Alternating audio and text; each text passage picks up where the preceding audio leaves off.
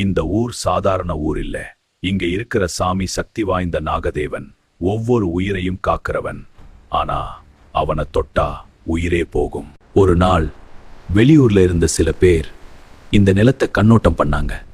இங்க பெரிய கம்பெனி கட்டலாம், உங்க வாழ்க்கை மாறிடும்னு சொல்லி. இது சாதாரண இடம் இல்ல, இங்க நாகம் காத்துக்கிட்டு இருக்கு. இந்த கோயிலை தொட்டா நாசம். ஆனா பணம், வாக்குறுதி, அது மனுஷன் மனசை மாற்றும். வேலை கிடைக்கும், வாழ்க்கை மாறும்னு சொல்லி ஊரை ஏமாத்திட்டாங்க.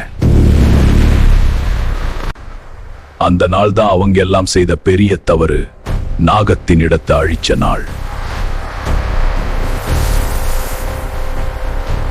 அந்த நாள் ஒரு உயிர் மண்ணுக்குள்ள மாய்ந்தது.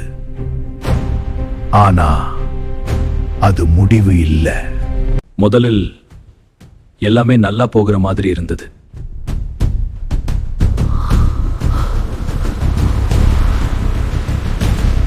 ஆனா சில நாட்களே ஊர் மாற ஆரம்பிச்சது. வயல் வறண்டு போச்சு, மக்கள் பயந்தாங்க. அப்போதான் எல்லாருக்கும் புரிந்தது, நாம் செய்த தவறு நாகத்தின் கோபம். மன்னிச்சுருங்கன்னு கத்தினாங்க. அந்த நேரம் அவன் வந்தான்.